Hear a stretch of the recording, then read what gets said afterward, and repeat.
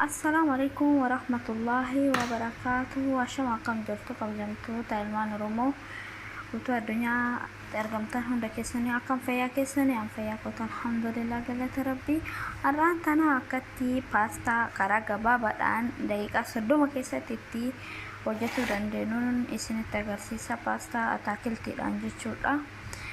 Akkuma agartan kana asitti dinnichi qaba, asitti kaarotii qaba, asitti timaatimii muramaa qaba jechuudha. Asitti shunkurtii qaba, asitti shunkurtii adii qaba, shunkurtii diimaa qaba jechuudha. Sana booda kunoo akkuma agartan kana asitti shunkurtii diimaa bilcheessaa jira jechuudha. Shunkurtii diimaa bilcheessaa jira. Asitti immoo paastaa bilcheeffataa jira jechuudha. Paastaa irra kaa'ee jira. Bishaan soogiddaa fi zayitii itti godhee bilcheessaa jira jechuudha. Paastaadha kophaa isaatti jechuudha. Namni tokko tokko yeroo hojjetu paastaa tarii wanti dhuma wajjin yookiin ataakiltii wajjin akkasumatti hojjetata. Ammoo ani immoo paastaa kophaatti hojjedha inshallah. Itti akkuma agartan kana shunkurtii bilcheeffataa jira. Ini pastaadha. Akkuma argitan kana shunkurtiin kiyya bilchaatee jira jechuudha. Harga shunkurtiin bilchaateen booda timaatimii itti gootan jechuudha. Timaatimii itti gootanii sirriitti jechuudha waliin dhooftanii seeraan haa bilchaatu jechuudha. Sana booda asitti qimamii erdii qaba. Erdii fi sababa bahaaraati jedhama itti gootan jechuudha. Timaatimii booda ammaaliif akkuma beeytanii namni barbaree hin fayyadamu biyya arabaa kana keessatti hedduu jechuudha. Ammas wanti beekuu qabdanii jara kana qofa osoo hin taane wanti isin fayyadamuu qabdanii kabarbaaddanii xiqqil goomanii itti yookiin raafuu maramaa itti dabalama jechuudhaan garuu namni raafuu maramaa fayyadamuu waan hin jirreef raafuu maramaa ittiin godhu jechuudha. Haala kanaanii timaatimiin waliin erga bilchaateen booda jechuudha. Kaarotii itti goona jechuudha. Asitti kaarotii qaba. Kaarotii itti goona.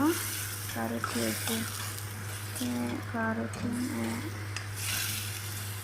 akkuma itti murattanii akkuma isinitti toletti murattanii an akkanatti waan jaalannu jecha akkanatti muranna jechuudha. Kaarotii wantiin itti godhuu fi kaarotiin akka dinnichitti dafee bilchaatu, dinnichiin dafee bilchaata. Asitti immoo paastaa yookiin mokoronii kun bilcheessaa jira jechuudha. Akkas isinin jedha obboleeyyan tiyyaa manuma keessan keessa teettanii akka salphaatti paastaa irbaata filleen ta'a. Maaliif waan baay'ee ulfaataa of keessan qabu ataakiltiidha.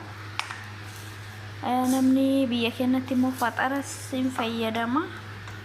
Akkasii baay'ee tokko salphaadha, baay'ee tokko mi'aa jechuudha. Hojjedhaa itti fayyadamaan isinin jedha. Amma immoo dinnichi itti buusa. Maaliif dinnichi itti buusee waliin bilcheessa jechuudha. Sirriitti akkuma agartan kanatti kun dinnichi asitti itti buusee jira jechuudha.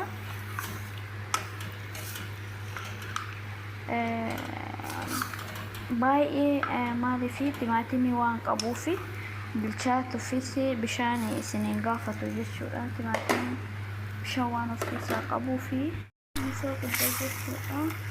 Kunoo akkana fakkaata mashaallah. Bilchaatee jira jechuudha. Kunillee tolchitanii hin bilcheessitanii maaliif hin caccaba jechuudha. Paastaas yoo bilcheessitanii tolchitanii yaani akka walitti isin jalaa qabatutti hin bilcheessinaadha. Akkas isin jedha obboleeyyan tiyya. Mashaallah manuma keessan teessanii gara salphaadhaan hojjettanii itti fayyadamuu dandeessu. Baay'ee tokko namatti tola isinin jedha. Kun akkuma argitan kanatti bilchaatee jira jechuudha. Kun suugoodha. asitti yoo inni bilchaate shunkurtii booda irra jirudha. Maaliif booda irra maashaallah kunoo akkuma agartan kanatti hojjetamee ba'ee jira amma jechuudha. Isinii namni barbaadu jechuudha guutuu isaa walitti daakuu danda'an immoo jechuudha haala kanaanii qopheeffadha jechuudha. Maaliif amma yeroon ho'aa baay'ee turuu hin danda'u nyaanni akkana fakkaata. Maashaallah kunoo manuma keessan keessatti hojjetanii haala salphaan hojjetanii laaqanas ta'ee irbaata keessanii itti fayyadamuu dandeessu isin jedha. Viidiyoon kiyya har'aa akkana fakkaata. Yoo isinitti tole laayikii, yoo isinitti hin tole dislaayik godhaa.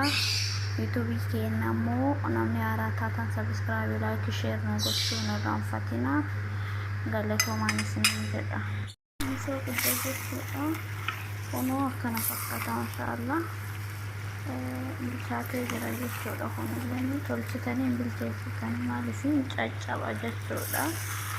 Paastaas yoo bilcheessitanii tolchitanii yaani akka walitti isin jalaa qabatutti hin bilcheessinaadha. Akkas isin jedha obboleeyyan kiyya. Maashaallah manuma keessan teessanii gara salphaadhaan hojjettanii itti fayyadamuu dandeessu. Baay'ee tokko namatti tola isiniin jedha.